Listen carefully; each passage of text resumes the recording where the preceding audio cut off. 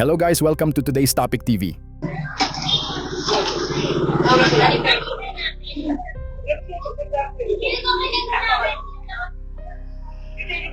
Wala pa na sa ipa, hindi yung pabilitasan. Hindi nakita mo lang. Wait mo na siya.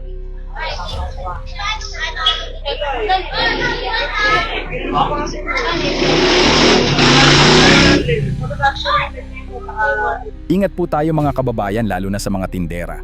Maging alisto po tayo sa mga nag-aabot ng bayad sa inyo dahil baka isa kayo sa mabiktima ng ganitong modus. Yung aabutan ka ng bayad pero sabay babawiin.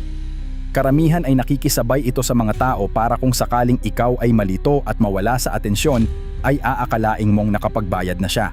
Sa bidyong kuha sa CCTV, pagmasdan ang lalaking nakaputi na bumili ng palamig at siomay sa tindera.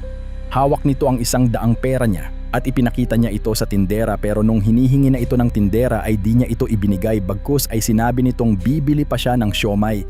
Kaya ang tindera ay tinakalan muna siya ng palamig na order niya. Subalit ang perang hawak ng lalaki kanina ay ipinasok niya ulit sa kanyang bulsa.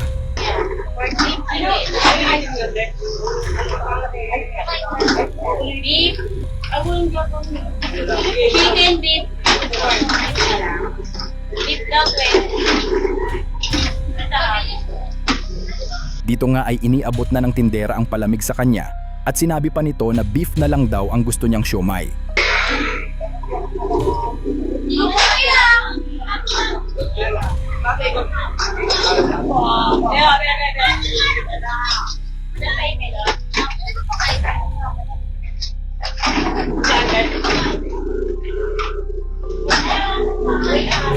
At nang maibigay na nga sa kanya ang kanyang panghuling order, dito na siya humingi ng sukli sa tindera para sa 100 daw na ibinayad niya. Subalit nagtaka at medyo natatawa ang tindera dahil wala naman daw siyang ibinigay kundi pinakita niya lang ito sa kanya.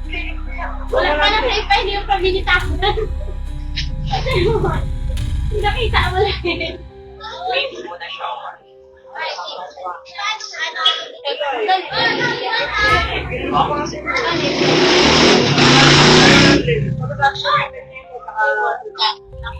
At pinagpilitan pa nga ng lalaki na nagbayad na daw siya sa tindera kanina, kaya ang ginawa ng tindera ay re-review muna niya sa CCTV ang mga pangyayari. Medyo natatawa pa ang tindera dahil alam niyang hindi pa ito nagbigay at alam niyang nagpapalusot lang.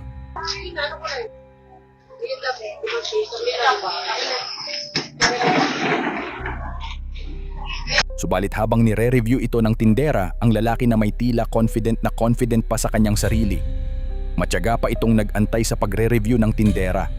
Ika nga naman para di halata kunwaring walang alam at baka nga naman sakaling makalusot.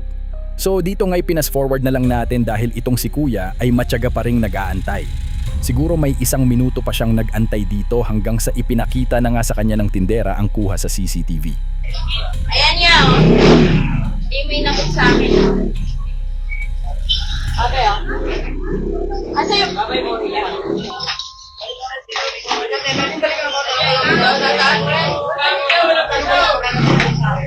Hindi, hawak-hawak ko talaga yung 100. Kaya lang hindi ko bigay. Ayan, oh. At dahil booking na sinabi na lang ng lalaki na babalikan na lang daw niya ang siomay. Naku, style mo boy. Buti na lang talaga ay alisto at maagap ang tindera. Wala ka talagang lusot sa CCTV. Hindi ko papagulsa. Ayan, oh. Ayan, oh. Yung parang at oh, binusa niya ulit. Ayan, binusa niya. Hindi niya ako may isahan. Ano ka ba? Pinakita niya lang yung 100 niya eh. Tapos binat niya eh. Ayan, okay, kakita oh. Oo, sumasabi sa maraming tao eh. Kala niya, may isahan niya. Kaya ingat po tayo sa mga modus na ganito, ang tawag dito ay bayad-bawi. Isa to sa mga alternatibong ginagamit ng mga scammer sa kanila namang palit pera modus.